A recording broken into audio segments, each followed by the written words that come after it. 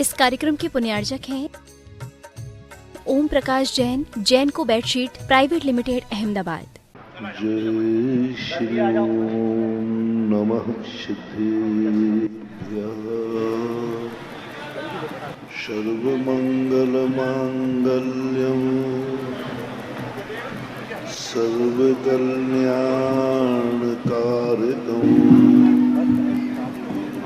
प्रधानं सर्वधर्माणां जैनं जयतु शासनं जैनं जयतु शासनं। पंच परमेष्टि भगवान की, आचार्य श्री गुरुवर कुंद कुंद महाराज की, आचार्य श्री गुरुवर विद्यासागर महाराज। कितना भी हम अपने आप को समर्थवान शक्तिमान बना लें, लेकिन जब तक हमारी आत्मा पर का सहारा लेती है तो हमें पर की सेवा करना ही पड़ेगी।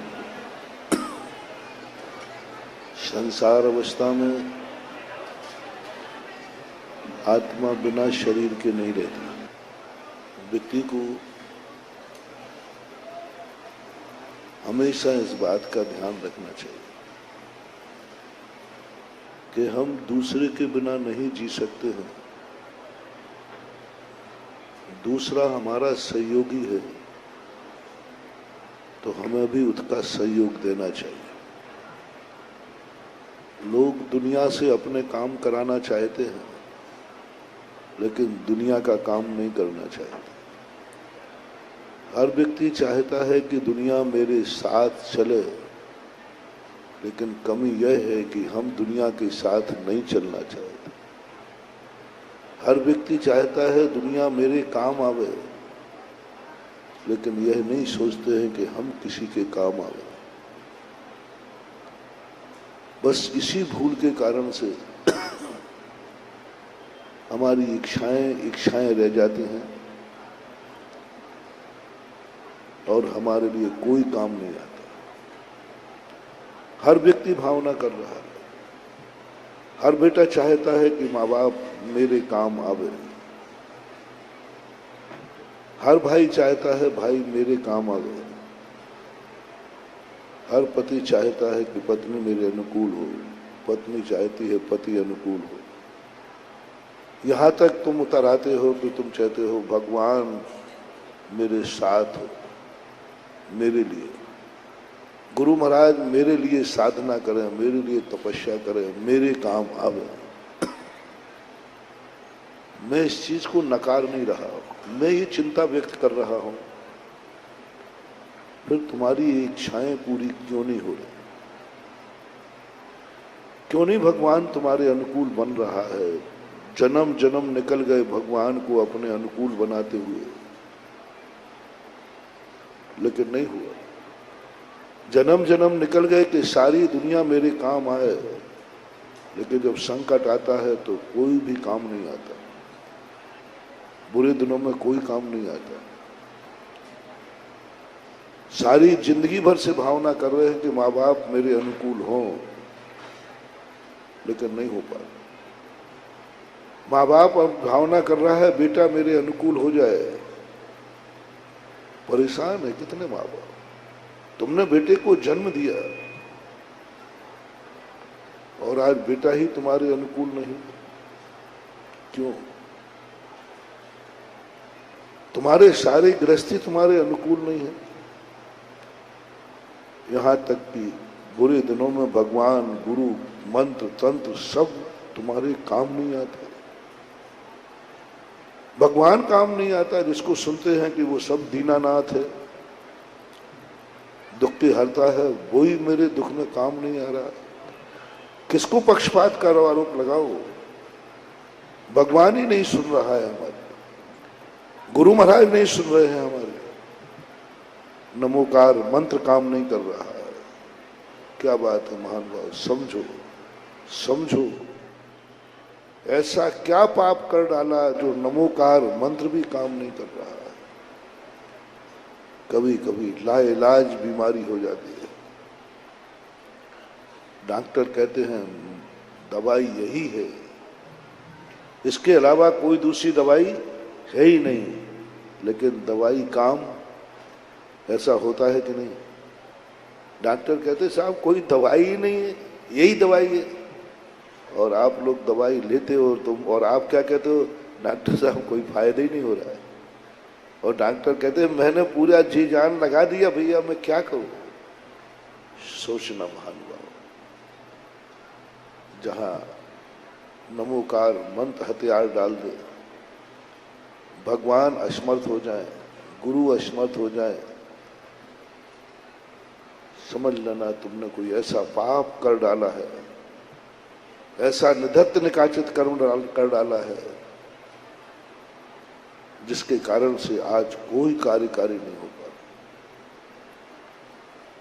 हमेशा मैं सबसे कहता हूं, पाप करते समय इतना सोचना कि इसकी कोई दवाई मिलेगी कि नहीं। ऐसा पाप करते समय सोचना कि एक सिद्ध चक्र मंडल विधान करेंगे तो ठीक हो जाएगा। मैना शुद्री का उदाहरण मैं दिया करता हूं बहुत बार। कोटिभट्ट राजा श्रीपाल जब अपनी पत्नी के साथ बैठे वार्तालाप, कहते हैं देखो मैं तो बहुत पापी हूं जो मुझे कोढ़ निकला है, तू भी तो पापन है, तभी तो मैं जैसा कोढ़ी पति मिला हूं। क्या बात है, मैं तो पापी हूं, कोढ़ निकला है, लेकिन तूने भी कोई पाप किया है, तभी तो तेरा संबंध मेरे से हुआ, कोढ़ी पति से हुआ। मैना सुंदरी के तुझे इस बात का दुख नहीं है क्या, इस बात का तुझे दुख नहीं है क्या। तो मैना सुंदरी कहती नहीं, मुझे तो कोई दुख नहीं।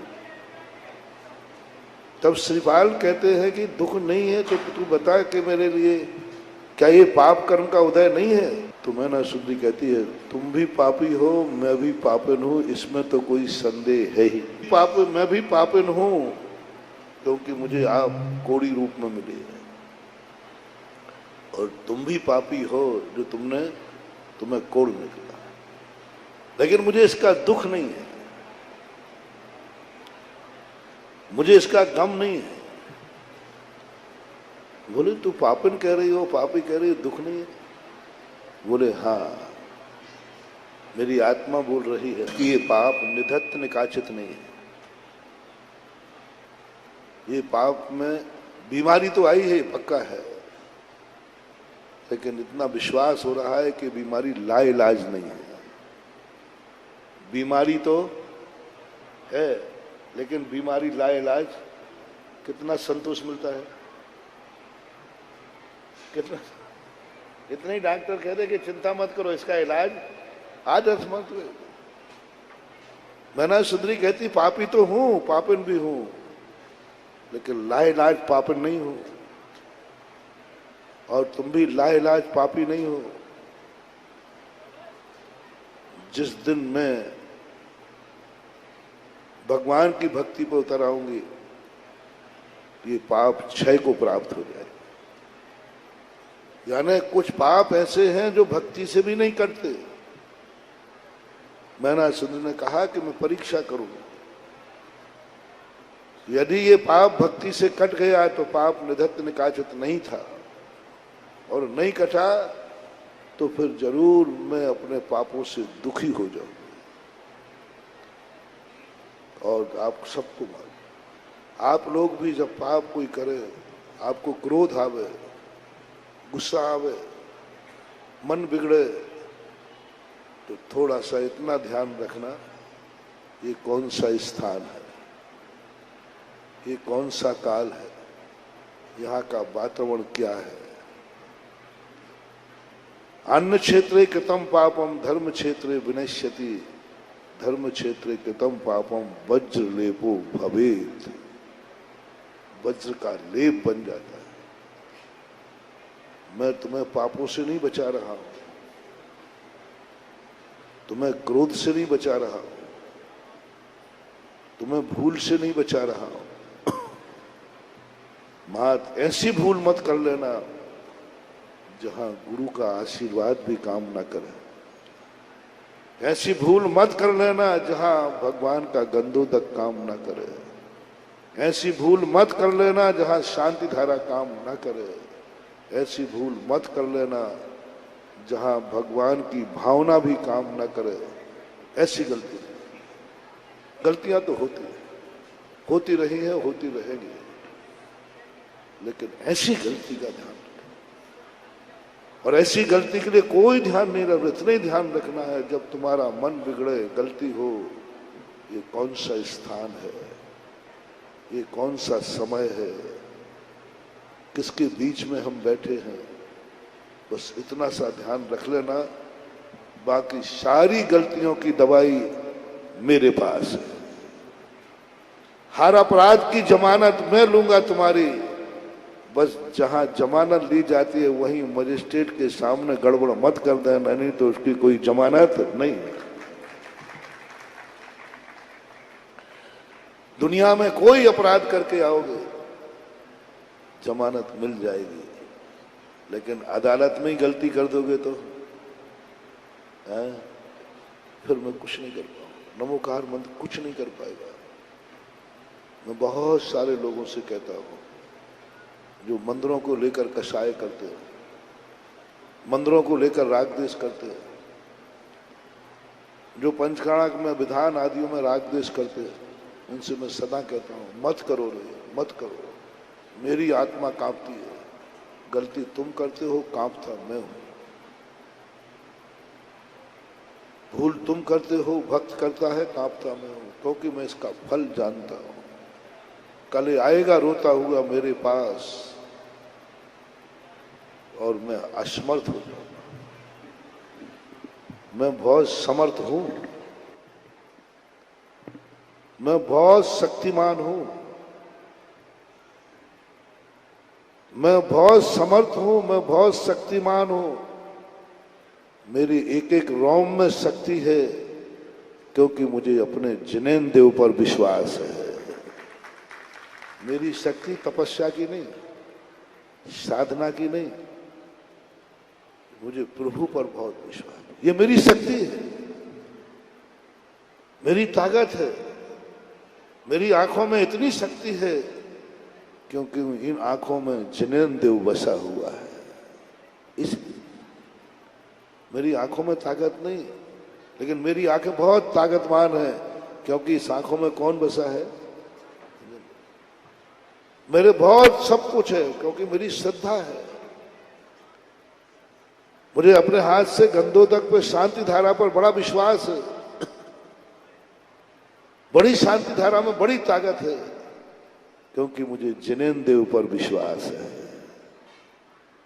वो इतना ताकत वो मेरे पास। और कल तुम मेरे पास रोते आओगे और मैं नीची गर्दन करके बैठ जाऊंगा, मेरे बस की बात नहीं है। जाओ, ये मरीज अब मेरे लायक नहीं है, ले जाओ, जी लो जितना जीना है, अब इसका कोई इलाज नहीं। लाइलाज अपराध नहीं, लाइलाज अपराध नहीं, क्योंकि कल के दिन का दिन देखता हूं मैं, कल क्या होगा। हमारे पास रुमाल नहीं है तुम्हारे आंसू पोंछने को, मेरे पास जो है वो आंसुओं के लिए कम पड़ जाएगा, कम पड़ जाएगा। इसलिए सदा एक बात का ध्यान रखना कि हम भले कितने भी अपराधी हों, लेकिन अपराध को निधत्त निकाचित मत होने देना, लाइलाज मत होने देना। कम से कम गुरु एक बार देख लें तो उन पापों की जमानत मिल जाए। गुरु एक बार आशीर्वाद दे दें, जमानत मिल जाए। एक बार प्रभु का गंधोदक मिल जाए, सारे कर्म कट जाएं, ऐसा पाप कर सकते हैं जैसा मैना सुंदरी ने किया। कितना बड़ा पाप, एक गंधोदक पर विश्वास करके 8 दिन में जन्म जन्म के पाप काट दिए। ये हर्ष था मैना सुंदरी को, ये खुशी थी मैना सुंदरी की, ये उनके ऊपर कितनी बड़ी ताकत। उसने श्रीपाल से कहा, मुझे यह खुशी है कि आपका और हमारा पाप लाइलाज है। तो मैं उस बात को आज बताना चाहता हूं कि सारी दुनिया को तुम चाहते हो, दुनिया तुम्हारे साथ नहीं हो रही। क्यों? तुम सबको अपने अनुकूल बनाना चाहते हो। तुम भगवान भी मेरे लिए, गुरु भी मेरे लिए, माता पिता भी मेरे लिए, परिवार भी मेरे लिए, धन दौलत, और माँ बाप भी यही चाहता बेटा मेरे लिए। हर व्यक्ति स्वार्थी बन गया है, चूस रहा है हर संबंध को, हर संबंध का शोषण कर रहा है। भगवान से हमें जितना मिल सके चूस लो। ये भगवान अतिशयकारी है, शक्तिमान है। ले लो जितना मिलना है, ले लो, चूस लो जितना चूसना है। और जिस दिन तुम्हें मिलना बंद हो जाएगा, उस दिन यूज एंड थ्रू फेंको इसको। अब यहां कुछ नहीं रखा है, अब यहां कुछ नहीं रखा है, देख लिया। ऐसे नमोकार मंत्र को आप चूस रहे हो, गुरुओं को चूस रहे हो, मंदिरों पूजाओं को चूस रहे हो। कुछ मिल जाएगा बंधु। मैं इस आदत को तुम्हारी छुड़ा नहीं सकता, इस स्वार्थ को मैं तुम्हें हटा नहीं सकता। क्योंकि जब तुम किसी से भी संबंध बनाते हो तो सबसे पहले तुम्हारा स्वार्थ आता है, मुझे इससे क्या मिलेगा। ये तुम्हारी आदत है। हम इस आदत को तुम्हारी छुड़ाएंगे नहीं, तुम छोड़ भी नहीं सकते, क्योंकि मैं तुम्हें जानता हूं अच्छी तरह से। मैं जानता हूं इस संसार को अच्छी तरह से कि इस आदत को यदि मैं छुड़ाऊंगा तो ये नियम तुम्हारा टूट जाएगा, तुम नहीं पाल पाओगे, क्योंकि तुम पग पग पर स्वार्थी हो। माँ बाप को निस्वार्थ नहीं हो पाओगे तो माँ बाप से स्वार्थी हो, परिवार से स्वार्थ, तुम कण-कण के स्वार्थी हो। तुम एक गमले में पेड़ लगाते हो, उससे भी स्वार्थ से भर जाते हो। ये मेरे कमरे की शोभा बढ़ाएगा, ये मेरे कमरे को क्या कहते, गार्डन आदि लगाते हो, वहां भी तुम्हारा स्वार्थ है, एक पेड़ के लिए। चलो मैं तुम्हारी इस बात को ना नकारता हुआ एक नियम देता हूं। कभी कभी ऐसा भाव कर लिया करो, जो मेरे लिए है मैं उसके लिए हूं, मैं इसके भी काम आऊंगा। कभी तो भाव करो कि मैं इसके काम आऊंगा। कभी तो संबंधों में करो एक दूसरे को, मैं तुम्हारे लिए हूं। बेटा बाप से कहे मैं तुम्हारे लिए हूं, माँ बाप कहे बेटा मैं तुम्हारे लिए हूं, पति पत्नी से कहे, पत्नी पति से कहे मैं तुम्हारे लिए हूं। कभी भगवान से कहना, भगवान तू ही मेरे लिए नहीं, मैं भी तेरे लिए हूं। गुरु महाराज मैं तेरे लिए हूं। हे पूजा की थाली तू मेरे लिए नहीं, मैं तेरे लिए हूं। हे नमोकार मंत्र मैं तेरे लिए हूं। जब ऐसा थोड़ा सा भाव आ जाता है तो सारी दुनिया तुम्हारे कहे बिना तुम्हारी हो जाती है। आज तीर्थंकर की दशा देखकर आज बहुत बड़ा शिक्षा का ज्ञान आ रहा है। भगवान अनंत बल के धारी, अनंत शक्ति संपन्न, उन्हें किसी की कोई जरूरत नहीं, कोई जरूरत नहीं, अतुल बल प्रकट हो गया है। लेकिन आज उनके मन में भी एक राग जागा, इस शरीर ने मेरे ऊपर उपकार किया है, मुझे इस औदारिक शरीर ने रत्नत्रय धारण करने की योग्यता दी है, इसने मुझे मुनि बनने का सौभाग्य दिया है। क्योंकि मात्र मनुष्य का औदारिक शरीर है, जिसमें आत्मा बैठ जाए तो मुनि बनोगे, देव मुनि नहीं बन सकता। मात्र मनुष्य पर्याय का शरीर मिले, आत्मा कितना भी ज्ञानी हो जाए। द्वादशांग के पाठी थे भगवान शर्वार सिद्धि। शर्वार सिद्धि से आए हैं भगवान, शुक्लेश्या से आए हैं भगवान, 33 सागर के धर्म ध्यान करके आए हैं भगवान, लेकिन तरस गए। क्या काम का स्वर कर रहे हो? कल सौधर्म में पालकी उठाते समय क्या धिक्कारा, क्या काम का ये वैभव। आज प्रभु की पालकी में हाथ लगाने लायक नहीं रहा। आज मनुष्य पर्याय की शरीर की कीमत करो। ये हाड़ मांस का पिंजड़ा नहीं है। इस शरीर की इतनी कीमत है, इतनी कीमत है कि यदि यह शरीर न मिलेगा तो आज तक कोई मुनि नहीं बन पाया और मोक्ष भी नहीं हो पाएगा। कहने कोई हाड़ मांस का पिंजड़ा है, लेकिन आज भगवान ने समझा यदि ये शरीर नहीं मिलता मुझे तो आज मैं नहीं कैसे बनता, आज मैं तपस्या कैसे करता। तो भगवान के मन में, भगवान को कुछ भी इस शरीर की चिंता करने की जरूरत नहीं है, कुछ भी सोचने की जरूरत नहीं। कुछ नहीं बिगाड़ पाएगा इस शरीर का, अपना तो बिगाड़ देगा। अपन ने तो शरीर को नाराज किया तो ये अकाल में मार देगा। शरीर को यदि अपन ने पेट्रोल नहीं दिया तो चक्कर खा के गिरा देगा। यदि इस शरीर को हमने खान पान नहीं दिया तो राम राम कितने दिन चलेगा? 2 दिन, 4 दिन, 8 दिन, 1 दिन ऊपर चले जाएगा। तो अपना तो अपन तो इसके बहुत है, लेकिन तीर्थंकर का ये शरीर कुछ नहीं बिगाड़ सकता। उनको चक्कर कभी आ नहीं सकता, उनका अकाल में मरण हो नहीं सकता। शरीर को सुखा करके छुआरा कर दें तो भी भगवान तीर्थंकर का कुछ नहीं बिगड़ता। बीमारी उनको होती, कुछ नहीं होने वाला।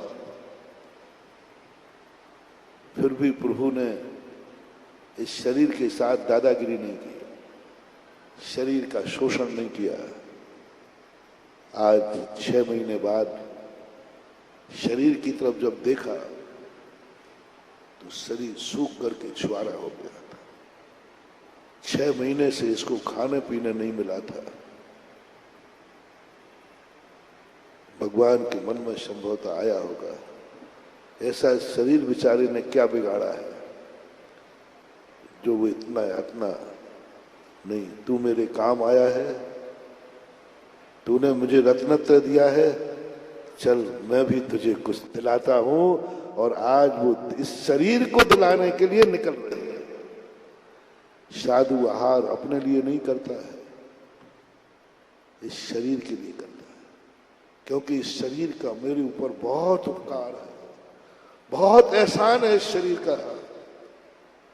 इस शरीर के संबंध में जब मैंने भी एक बार चिंतन, तो संसार में सबसे ज्यादा यदि किसी ने मेरे ऊपर उपकार किया है तो इस शरीर, इन आंखों ने, इस मन ने, इन कानों ने, इस शरीर के रोम रोम ने अनंत उपकार आज इसकी बदौलत है जो हम आज मुनि बन करके बैठे हैं। भगवान से भी ज्यादा उपकार इस शरीर का है, गुरु से भी ज्यादा उपकार इस शरीर का है, जिनवाणी माता के उपकार से भी ज्यादा उपकार इस शरीर का है। जिनवाणी कितना भी कह दे, गुरु कितना ही कह दे, यदि शरीर साथ नहीं देगा तो क्या करोगे? बोलो, कितना ही गुरु कह दे, जिनवाणी कितना ही कह दे, लेकिन शरीर साथ नहीं देगा तो, और शरीर साथ दे दे और गुरु ना भी मिले और जिनवाणी ना भी कहे तो भी हम कुछ कर सकते हैं, कुछ कर सकते, पूरा ना सही कुछ तो कर सकते। इसलिए शरीर का जो धर्मात्मा लोग हैं, जो धर्म कर रहे हैं, खास तौर से आपके लिए तो नहीं कहूंगा, हम मुनियों के लिए तो शरीर बहुत उपकारी है। जब इसने इतना उपकार मेरे ऊपर किया है, इसलिए 24 घंटे जब ये मेरे ऊपर उपकार करता, मेरी सामायिक कराता, मेरा प्रतिक्रमण कराता, मेरा ध्यान कराता, तब मैं इसके लिए है। आध घंटे के लिए मैं इसके लिए निकला, 24 घंटे जब मुझे देता है तो मैं इनको आध घंटे देता हूं कि चल तेरे लिए भी मैं कुछ खिला पिला के लाता। आपका बच्चा होता है ना छोटा, कई बार आप चल छोकरे तुझे मेला घुमा के लाता, तुझे भी खिला पिला के लाता। ऐसे ही साधु के मन में भाव आता, चल शरीर तुझे मैं खिला पिला के लाता हूं क्योंकि तूने मुझे 24 घंटे कुछ ना कुछ उपकार किया है। आज तीर्थंकर 6 महीने के बाद शरीर के लिए चल पड़े, शरीर की स्थिति के लिए चल पड़े और जगत के लिए चल दिखाने के लिए कि जिसने हमारे ऊपर उपकार किया हो, कभी कभी अपना ध्यान छोड़ करके भी उस पर उपकार करने का भाव करना चाहिए। दूसरा कारण, साधु को तुम लोग कभी, हम आहार लेने कभी जाते ही नहीं। मैंने बता दिया शरीर के लिए आहार चाहिए क्योंकि ये मेरा उपकारी है, इसलिए मैं इतना बड़ा, आज तीर्थंकर इतने बड़े साधु पंच परमेष्टि में आते, जगत पूज्य हैं, और आज तुम्हारे एक असैमी एक ग्रस्त के दरवाजे खड़े हो रहे हैं अंजलि फैला करके। इतनी बड़ी शक्ति तुम्हारे दरवाजे आ रही है। हाँ, नीति है, मर जाऊं मांगू नहीं अपने तन के काज, और परमार्थ के कारण मोह न आवे लाज। मुनिराज कहते मैं अपने लिए नहीं मांगूंगा, मर जाऊंगा तो भी नहीं मानूंगा, लेकिन जिस शरीर ने मेरे ऊपर उपकार किया है उस शरीर को मांगने में हमें कोई लज्जा नहीं है। मैं दरवाजे जाके खड़ा हो सकता हूं, बड़ी मैं साधु हूं, ग्रस्त के दरवाजे खड़ा हो जाऊंगा। किसके लिए? अपने लिए नहीं, मेरे लिए नहीं, इस परम उपकारी शरीर के लिए। इस शरीर को उपकारी मान करके कितना नीचे उतर जाता है साधु, जिसके दरवाजे सारा 3 लोक आता है, और जब शरीर की बात आती है तो साधु तुम्हारे दरवाजे आकर खड़ा हो जाता है। शरीर उपकार एक कारण, ये तो मेरा पक्ष मैंने कहा, तुम्हारा पक्ष में कहना चाहता हूं। तुम्हारी जिंदगी का कभी साधु को आहार मत देना, साधु के लिए आहार मत देना। तुम बहुत बड़े ये अहंकार मत करना, हम चौका नहीं लगाएंगे तो साधु को कौन आहार देगा। कई लोगों को हार है महाराज जी, हमारे यहाँ चौका लग जाता तो साधुओं को 2 रोटियां मिल जाती, नहीं तो कोई चौके लगाने वाले नहीं। तुम बंद कर दो चौका लगाना, नहीं तो दुर्गति होगी तुम्हारी। साधु को किसी ने चौका नहीं लगाया तो तुमने लगाया, मत लगाना, मर देना साधु को, कोई दोष नहीं है। लेकिन साधु को इसलिए चौका नहीं लगाना कि कोई नहीं लगा रहा है बेचारे, अब क्या करें। कई लोग हो जाते हैं मजबूर। ये गलती मत कर, ये अपराध मत कर। साधु को कभी भूखा है इसलिए रोटी मत खिलाना, साधु भूखा है इसलिए रोटी मत खिलाना। भूखे को रोटी भिखारी को खिलाई जाती है, साधु को नहीं। वो करुणा दान कहलाता है, पात्र दान नहीं कहलाता। कभी भाव नहीं करना कि साधु को चौका नहीं लगा इसलिए मैं लगा लूं। कभी ये भाव नहीं करना कि साधु चौका नहीं लगाएंगे तो भूखा रह जाएगा। ये भाव करना भी पाप है, अपराध है। चौका किस लिए लगाना, आहार किस लिए देना। मैं कौन होता हूं साधु को रोटी देने वाला, मैं कौन होता हूं साधु की भूख मिटाने वाला, मैं कौन होता हूं। मैं तो चौका इसलिए लगा रहा हूं कि मेरा जीवन धन्य हो जाए, मेरा अन्न धन्य हो जाए, मेरा घर धन्य हो जाए, मेरी आंखें धन्य हो जाए, मैं शुद्धि बोलकर मुंह को धन्य कर लूं, मैं पड़गाहन करके अपने जीवन को बस 24 घंटे तुम्हारे पास एक ही चाल घूमना चाहिए। साधु आहार को निकल जाए तो मैं नमोस्तु नमोस्तु नमोस्तु कह करके अपने किसको धन्य करना है, किसको बोलो ना, मुंह को धन्य करना। मेरा मुंह धन्य हो जाएगा जब महाराज को नमोस्तु कर लूंगा। साधु की छवि दिख जाए मेरी आंखें धन्य हो जाएंगी, क्योंकि साधु को देख लिया, मैंने नमोस्तु कर लिया, मैं धन्य हो गया। मैंने अत्रो अत्रो कह दिया, मैं धन्य हो गया। मेरे अभाग, मैंने धन्य के लिए, मैंने महाराज को आहार देने के लिए चौका नहीं लगाया है, मैं महाराज को आहार देने के लिए पड़गाहन को नहीं खड़ा हुआ हूं, मैं तो महाराज की छवि देखने के लिए, आंखों को धन्य करने के लिए खड़ा हो रहा हूं। मेरे मुख धन्य हो जाए, कम से कम उनको देख करके मैं नमोस्तु नमोस्तु बोल लूं, बस इतना मिल जाए। मत हो रे हिताश चौके में आहार नहीं हुए हैं तो। महाराज जी देखो, आप मत बहलाओ, हैं, असंभव, हो नहीं सकता। अभी बताता हूं, तुम्हें मात्र एक भाव करना है, पहुंचो तो देखो, कम से कम तुमने 10 दिन चौका लगाया तो कम से कम 10 दिन तुम्हें नमोस्तु करने का मौका तो मिला। एक बार राजस्थान में एक व्यक्ति थे, तो एक कमेटी थी गांव, बोले महाराज मैंने तो आचार्य की बात अब जाना ही छोड़ दिया। बोले मैंने क्यों? महाराज 50 बार गया हूं, 50 बार,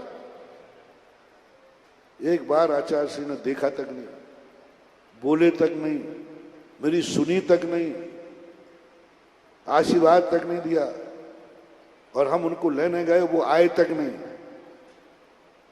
महाराज मालूम कितने नरियल चढ़ा चुका हूं? मैंने कहा नहीं मालूम, गिनती दे दे। कितने बार गए, कितने कितने लोग गए, मैंने हिसाब लगा दिया, 5 ज्यादा कर दिए, क्योंकि मैंने कहा ये बढ़िया है, ये सब स्थानों को कुंजड़े की सब्जी मंडी समझता है। सब्जी मंडी में होता है ना, वो टमाटर डला हुआ पल्ला नीचे जा रहा है, बाट वाला ऊपर जा रहा है, फिर सेठ का 2 और डाल। यदि कुंजड़ा कहे कि यदि सेठ जी आपकी दुकान पे अभी चांदी खरीदने आऊंगा तो ऐसे ही तोल देना, लेकिन आदत तो मैं 5 जितना उनने बताया 5 रेल ज्यादा डूबे। बोले महाराज कितनी गाड़ियों के टायर घुस गए? मैंने की बराबर घुस गए। कितना पेट्रोल खर्च हो गया? मैंने की बराबर हो गया। कितना समय खराब हुआ? मैंने कहा 1000 एक दिन का। मैंने सब हिसाब लगा करके वो हिसाब 5-6 लाख रुपए का पहुंचा। 4-5 साल का हिसाब था। मैंने कहा भैया मैं गुरुजी का चेला हूं, बाप का कर्जा बेटे को चुकाने का, ये 6 लाख रुपया मैं कहीं से तुम्हें करके दूंगा। जितने बार जाकर तुम्हारी आंखों ने मेरे गुरु का दर्शन किया है वो पुण्य मेरे खाते डाइवर्ट कर दो। जिनके जल्दी हो गया वो तो खा पी करके बराबर हो गया, क्योंकि एक दिन करके वो तो निश्चिंत हो गया। अब उसके घर में बनेगा अशुद्ध, उसके घर में अब एक दिन का आनंद है और 10 दिन का पूरा, और जिसके अभी आहार नहीं हुए उसके हाथ शुद्ध 16 का लग रहा है, शुद्ध भोजन करा, उसके 10 दिन का पुण्य है और उसके 1 दिन का पुण्य। उसने बासा पुण्य खाया है और जिसके नहीं हुआ है उसकी अभी कमाई चालू है। समझ रहे ना? जिसके हो गए हैं उसने तो कमाई खा ली, पुण्य का उदय आया, मिल गया, और जिसने अभी नहीं हुए हैं उसकी कमाई चालू है, निरंतर भावनात्मक चालू। तो हमेशा ये ध्यान रखना, कोई बात नहीं गुरुदेव, कम से कम आप मेरे नगर में पधार गए तो कम से कम 2 टाइम आपका दर्शन तो कर लेता हूं। इतना कम है कि आप पॉजिटिव सोचो, पॉजिटिव सोचो। राजस्थान में था, कितने बार जा पाते हैं? कई लोग तो जा भी। पॉजिटिव सोचो, कम से कम जबलपुर में महाराज आए तो कम से कम और कुछ मिले या नहीं मिले, लेकिन जब चाहे तब अपनी आंखों को धन्य कर सकते हैं। आंखों को धन्य करो, नमोस्तु कह के मुख को धन्य करो। पड़गाहन मिल जाए तो मैं महाराज को नहीं पड़गाया है, मैंने तो अपने घर को पवित्र किया है। मैंने महाराज को आहार नहीं दिया है, मैंने तो अपने आप हाथों को धन्य किया है, मैंने तो अपने अन्न को धन्य किया है। बस ये अनुभूति तुम्हारे अंदर चलते रहना चाहिए। महाराज से तुम्हें कोई लेना देना नहीं, धन्य किया है। तब ऋषभदेव ने सोचा कि यदि मैं बैठा रहा ध्यान में तो इन श्रावकों का क्या होगा, इन श्रावकों का क्या होगा, ये कब अपना जीवन धन्य करेंगे, मेरा कल्याण तो हो जाएगा। ऋषभदेव दीक्षा लेकर के यदि वहीं जाकर बैठे रहते 1000 वर्ष तक, उनका कुछ नहीं बिगड़ना था और केवल ज्ञान प्राप्त कर जाते, लेकिन अपना क्या होता। आज ऋषभदेव का पुण्य देखना कितना पुण्य है। ऋषभदेव आहारचर्या को उठ गए, उसके बाद आज तक जितने मुनि बने हैं उस सबका पुण्य ऋषभदेव के खाते जाता है। ना वे चर्या बताते, ना कोई मुनि। 4000 साधु 6 महीने में भ्रष्ट हुए। किस कारण से? चर्या का। और कोई मुनि बनते ही नहीं, और बनता तो मरता, क्योंकि खाने का कोई इंतजाम नहीं। ऋषभदेव तो ध्यान में बैठे रहते, सारे मुनि बनते मान लो कोई भावावेश में, और अकाल में मरते।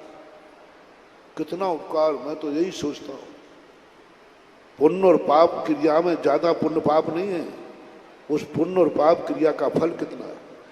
झूठ बोलने से कोई पृथ्वी नहीं फटती है, नहीं तो अभी तक जबलपुर तो फट गया होता, क्योंकि सबसे ज्यादा झूठ कहां बोला जाता है? बोल दो, बोल दो, बोल दो। जो है सो है ही। वो तो 24 घंटे में शायद ही कोई व्यक्ति हो जो एक आध झूठ नहीं बोलता। और कितने लोग हैं जो अपनों से झूठ बोलते हैं। 90% पति अपनी पत्नी से झूठ बोलता है। बुलवाओ, क्यों खुलवा रहा पुल पट्टी वाला? बुलवाओ, देखो सब हाँ के ना, देख कहोगे, हाँ कहोगे। तुम इधर देख रहे थे किसी की तरफ, पता क्या दे? नहीं कुछ नहीं,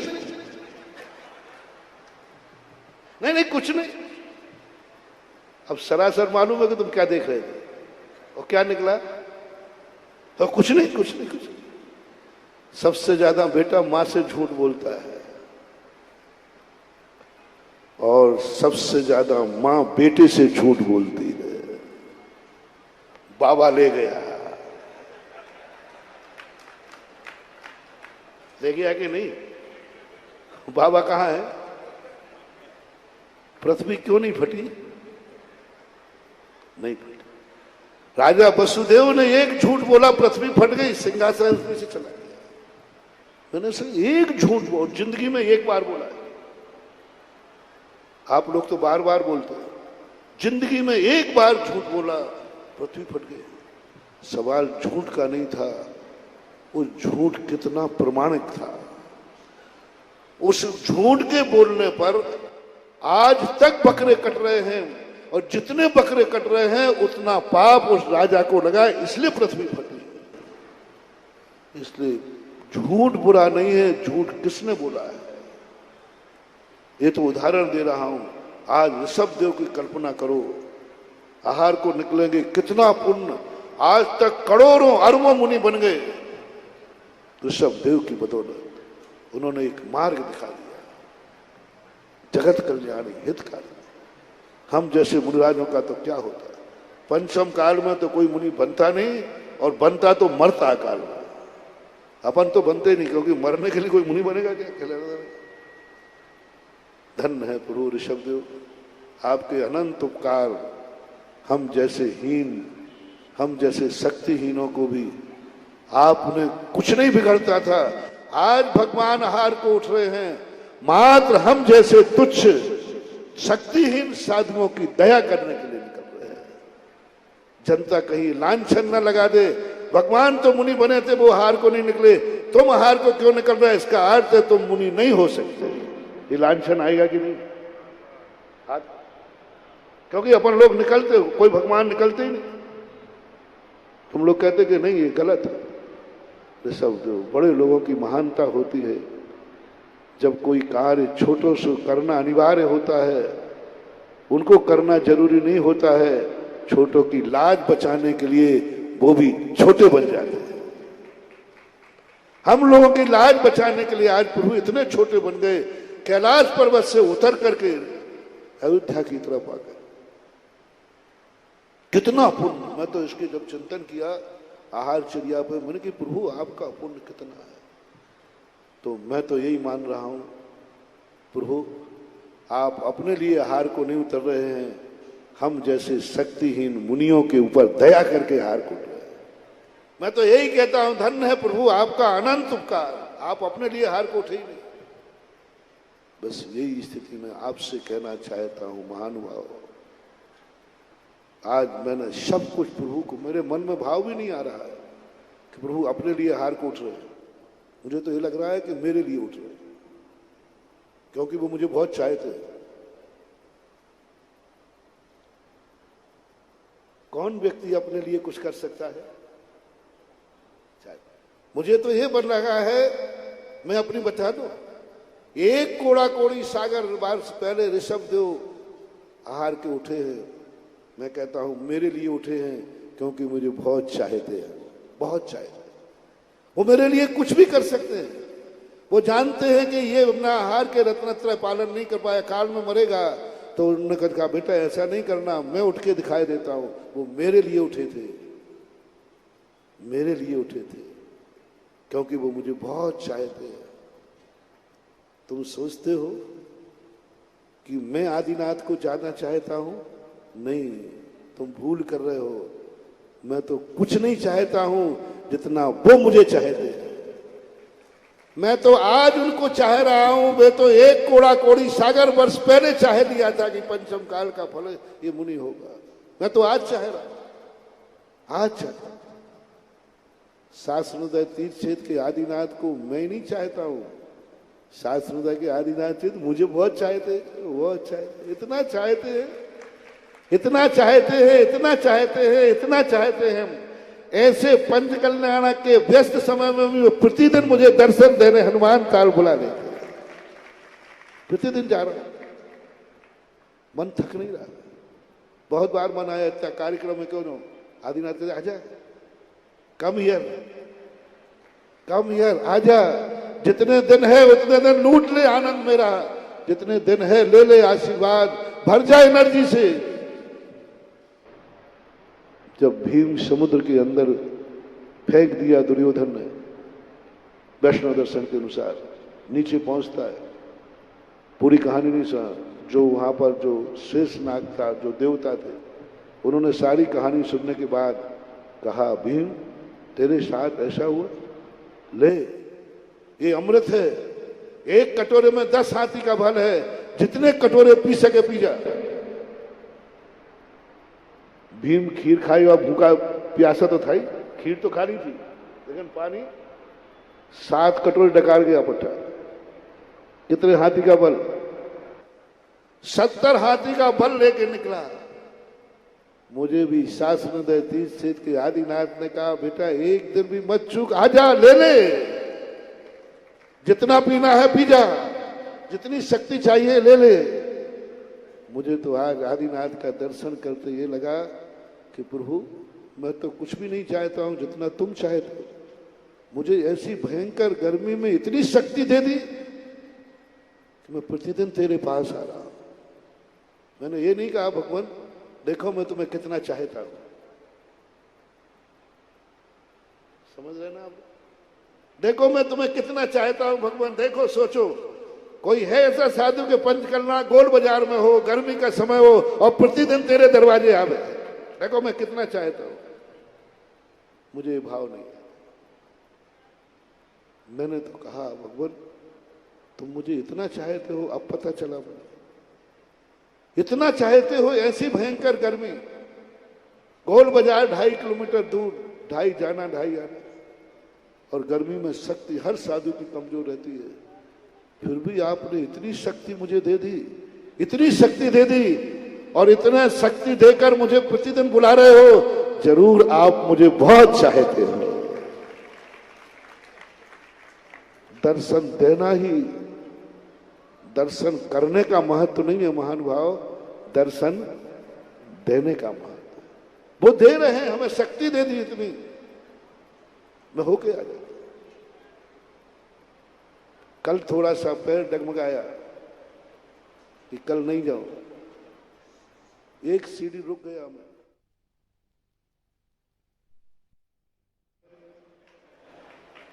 कम यार उतर नीचे सीढ़ी, और मैं तुरंत उतर करके प्रतिदिन 10 मिनट लेट पहुंचता था, कल 10 मिनट पहले पहुंच गया। कितना चाहते हैं मुझे आदिनाथ। मैं यही सोच रहा हूं कि भगवान आप कितने करुणा निधान। आज सारे जगत के मुनियों के लिए आज आप हार को उतरेंगे, मार चलाने के लिए।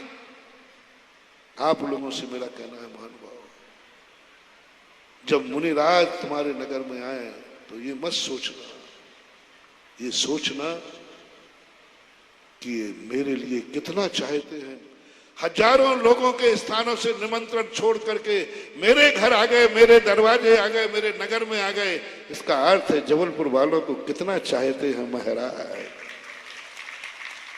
आहार को जब उठे तो कभी मत सोचना कि महाराज को प्यास लगी है, महाराज को भूख लगी, कल्पना में भी नहीं आना। एक ही बात सोचना, महाराज हम लोग कितना चाहते हैं कि हम लोगों को धन्य करने के लिए मेरे घर पधार गए। मेरे को धन्य करने के लिए महाराज ने अंजलि ले ली, मेरे को धन्य करने के लिए महाराज पड़गान के लिए निकल पड़े, मेरे को धन्य करने, एक ही बस कल्पना आना चाहिए। आहार देते समय कभी ये नहीं आना चाहिए कि महाराज आहार ले रहे हैं, ये आना चाहिए मैं आहार दे रहा हूं, महाराज का पेट भर रहा है, ये नहीं आना चाहिए मेरे पुण्य का भंडार भर रहा है, ये आना चाहिए। मेरे भाग्य से, मेरे पुण्य से मेरे लिए कितना है। आज कल जो मैंने कहा था आपको, आज आहार दान का प्रसंग।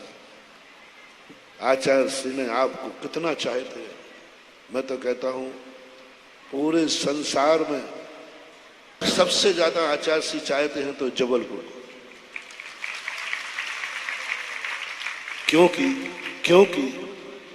क्योंकि आचार्य श्री जानते हैं कि मैं अपने भक्तों को धन्य करने के लिए ज्यादा नहीं रुक पाऊंगा। मुझे तो विहार करना है, दूसरे भक्त भी हैं, उनके भक्तों की कमी नहीं है, लेकिन इनको ऐसा स्थायी इनकम आप सोर्स बना जाए।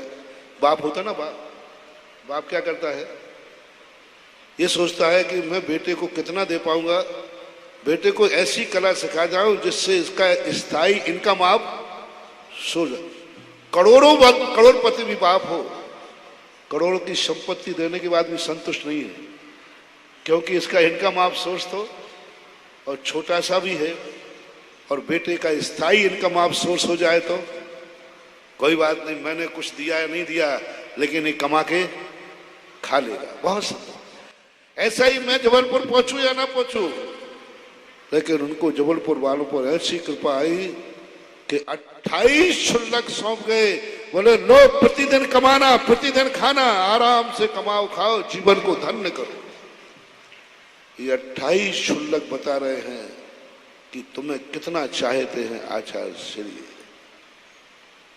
इन 28 शुल्लकों को तुम्हारे पास होगा, प्रतिदिन पुण्य कमाओ, स्थायी इनकम आप सोर्स, स्थायी इनकम आप सोर्स।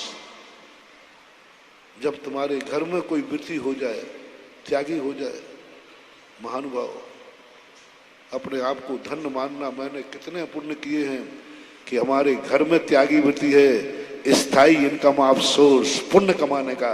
उस घर के त्यागी वृत्ति को ऐसे भोजन कराओ जैसे कि हम एक अतिथि संभोग कर रहे हैं। कितना पुण्य। एक संस्मरण मुझे याद आया, रविंद्र एक गायकार हुआ, संगीत, अंधे थे। कोई पत्नी अंधा पति नहीं चाहती, एक कन्या ने ये चुना।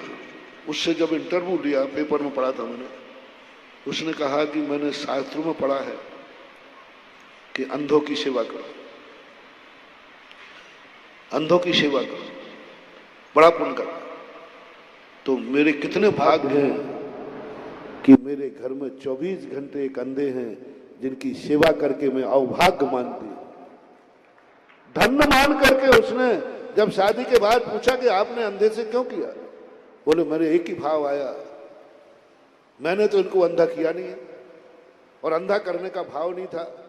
जब अंधे ही हैं तो क्यों ना मैं इनकी सेवा कर सकूं। क्यों ना इनको जिंदगी की आंखें, मेरी आंखें इनकी आंखें हो जाएं। क्या कैसा परिणाम आता है। ऐसा ही कभी कभी 28 शुल्लक तुम्हारे यहां सौंप गए, सेवा के लिए करो, प्रतिदिन पुण्य कमाओ। जिस दिन मन आए उस दिन चल पड़ो गाड़ी उठा के, बोले चलो आज अतिथि संभोग करते हैं। अतिथि संभोग, उत्तम पात्र नहीं सही, मध्यम पात्र। मध्यम पात्र में तो आते ही है, और मध्यम पात्र भी तुम्हें मिलता है।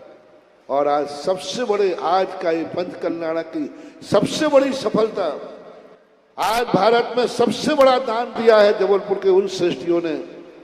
बड़ी बड़ी धर्मशाला बनाए, बड़े बड़े स्थान बनाए, लेकिन चौके के लिए कमरे बनाने का जो जिन्होंने संकल्प किया है, बहुत अपरंपार भंडार भर लिया है।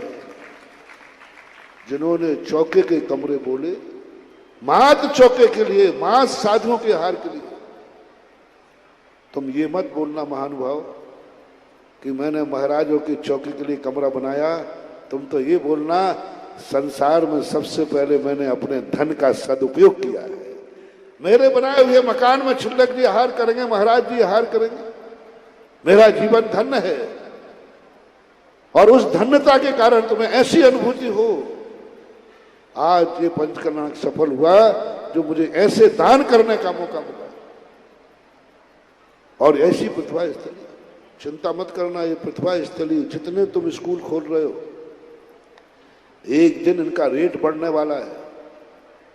क्योंकि आज हर हायर एजुकेशन में पढ़ने वाले लोगों का चरित्र का कोई ठिकाना नहीं है।